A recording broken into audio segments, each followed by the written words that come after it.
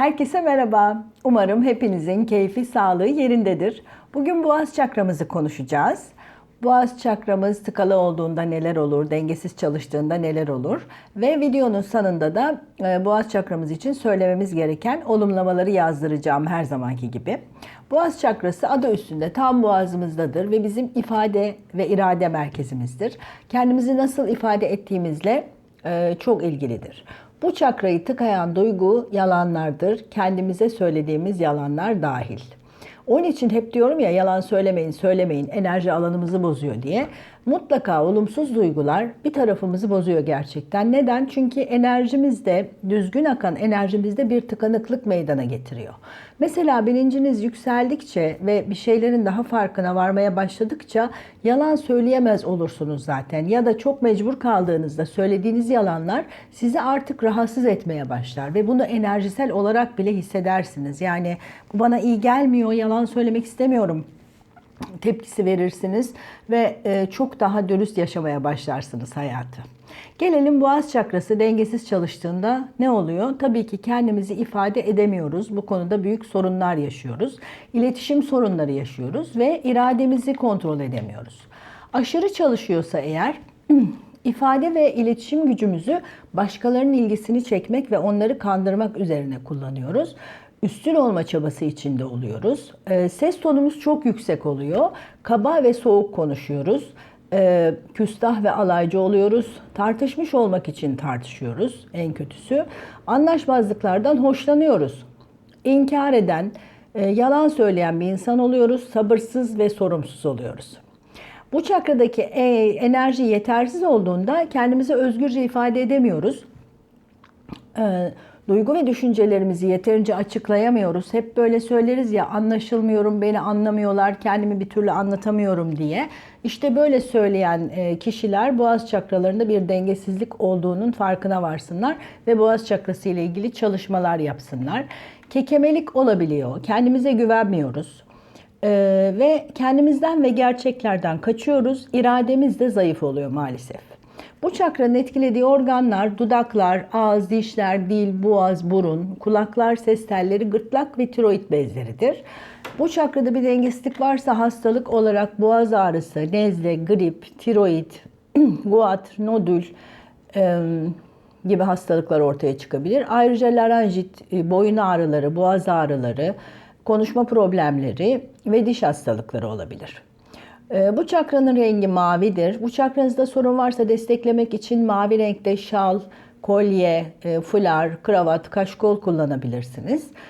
Bu çakra için kullanabileceğimiz doğal taşlar hangileri? Aquamarin çok güzel bir mavisi vardır. Çok da severim o taşı. Utangaçlık, sıkılganlık gibi duyguları yenmeye yardımcı oluyor aquamarin taşı bize. Turkuaz kullanabiliriz. Ona da bayılırım. Bedeni ve ruhu negatif etkilerden korur. Kalsedon yani Kadıköy taşı diye bir taş var. Duydunuz mu bilmiyorum daha önce. O da konuşma ve yazma yoluyla yaratıcılığı arttıran bir taş. Bunu da kullanabiliriz. Ayrıca bu çakramız için çalışma yapmak istediğimizde hangi tütsüyü kullanalım derseniz bunu sık sık soruyorlar. Sandal ağacı kullanabilirsiniz boğaz çakrası için. Ve bu çakranın çalışmasını gıdalarla desteklemek isterseniz eğer yaban mersini, elma, şeftali, armut, erik tüketebilirsiniz. Çay olarak papatya, yeşil çay, ekinezya gibi bitki çaylarını tüketebilirsiniz. Aromaterapide de okaliptus ve adaçayı yağlarını kullanabilirsiniz. Herhangi bir alerjiniz yoksa hep söylüyorum bu yağlarla masaj yaptırabilirsiniz ya da sadece şişelerini açıp koklayarak ya da buhurdanlıkta yakarak kokularından faydalanabilirsiniz. Bu çakranın mantrası hamdır. Ve şifa için mantra çalışması yapacağınızda her sesin 12 kez ard arda söylenmesi gerekir.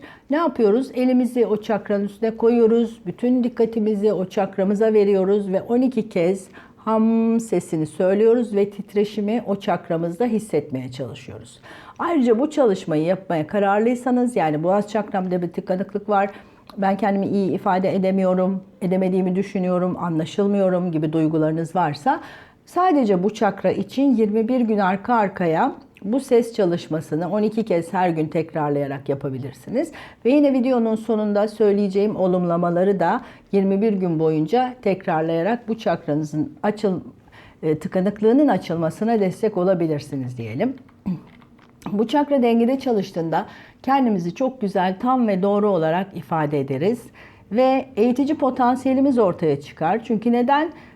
Eğitmek, öğretmek, anlatmak da bir ifade şeklidir. Hani bazı insanların böyle bir yetkileri vardır. Yani deriz ki çok güzel anlatıyor. Bazılarına da deriz ki biliyor ama anlatamıyor. Bir anlatamama yeteneği var. İşte o kişilerin aslında boğaz çakralarında bir takım sorunlar var demektir. Boğaz çakrasının çalışmasına destek için başka neler yapabiliriz derseniz, teşekkür mektupları yazabiliriz. Konuşmadan önce nefesimizi düzenleyebiliriz. Konuşmadan önce nefes alabiliriz. Sıcak bitkisel çaylar içebiliriz ve söylemek istediklerimizi konuşmadan önce planlayabiliriz. Fiziksel olarak boğaz çakrasını çalıştırmak için her zaman şarkı söylemek önerilir. İçinizden değil, böyle duyulacak şekilde. Şarkı söylemeyi ben de çok seviyorum. Çoğumuz seviyoruz, biliyorum. Ve boğaz çakramıza gerçekten iyi gelen bir şey. Boyun ve ses egzersizleri yapabilirsiniz. Boyun kısmını etkileyen geriye bükülme ağırlıklı yoga hareketleri var. Bunları yapabilirsiniz. Fakat yoga için hep söylüyorum, mutlaka bir hocadan, çok güzel yoga hocaları var şimdi. Onlar da YouTube'da videolar hazırlıyorlar, biliyorum, görüyorum. Onlardan destek alabilirsiniz. Çünkü herhangi bir yerimizde olan sorunun üstüne yanlış bir hareket yapıp da kendimizi zedelemek yerine bunu bir bilene danışarak yapmak her zaman çok daha iyidir. Boyun için bir takım yoga hareketleri yapabiliyoruz. Ve şimdi geldik çakrayı güçlendirmek için her gün söylememiz gereken olumlamalar nelerdir? Bir kağıt kalem alın, bunları yazmanızı tavsiye ediyorum. Tabii ki eğer bu çakranızda sorun olduğunu düşünüyorsanız gün içinde aklınıza geldikçe istediğiniz kadar söyleyebilirsiniz. Ya da demin söylediğim gibi bu çalışmayı 21 gün ard arda bu olumlamaları söyleyerek yapabilirsiniz. Duygu ve düşüncelerimi rahatça ve özgürce ifade ediyorum. Kendimi özgürce ifade etmekten mutluyum. İnsanlarla iletişimim mükemmel. Duymayı seviyorum. Kendime güveniyorum ve bunu etrafıma yayıyorum. Kendimle iletişimim sağlıklı. Kendim olmayı hak ediyorum ve duygularım değerli. İşte boğaz çakramız hakkındaki bilgiler de bu kadar. Dilerim hayatınıza katkısı olan bir video olmuştur. Sevgiyle kalın, sevgide kalın.